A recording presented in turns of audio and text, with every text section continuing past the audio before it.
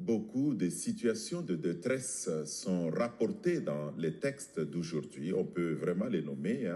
Beaucoup de ces situations qui caractérisent aussi notre existence, chacune et chacun d'entre nous.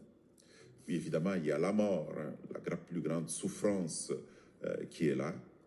Mais il y a la maladie aussi, la maladie. Il y a aussi la peur. Mais plus loin, on voit, à la fin du texte de l'Évangile, il y a la faim aussi. On dit de faire manger. Ça n'a pas l'air, mais c'est clair, c'est aussi une souffrance, la faim.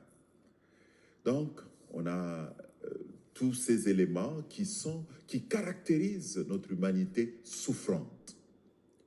Or, on peut comprendre clairement, que ce soit pour la première lecture, que ce soit pour l'Évangile, que Dieu est présent dans notre vie pour soulager toutes ces souffrances.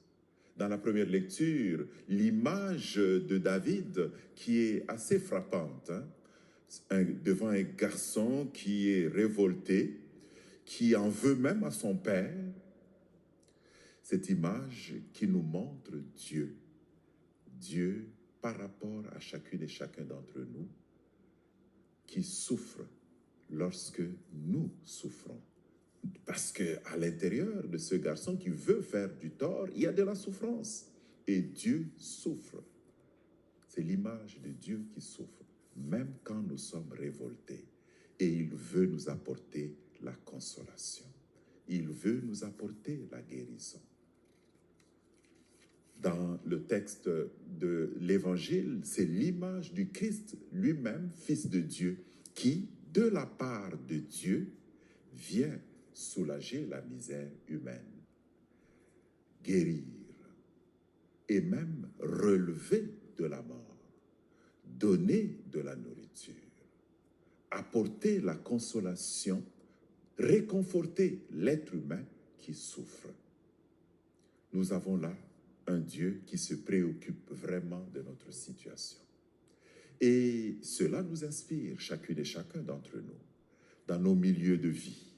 Nous pouvons être proches comme Dieu ou au nom de Dieu pour apporter de la consolation, soulager, pour réconforter, relever même, tendre la main pour que l'autre se sente soutenu.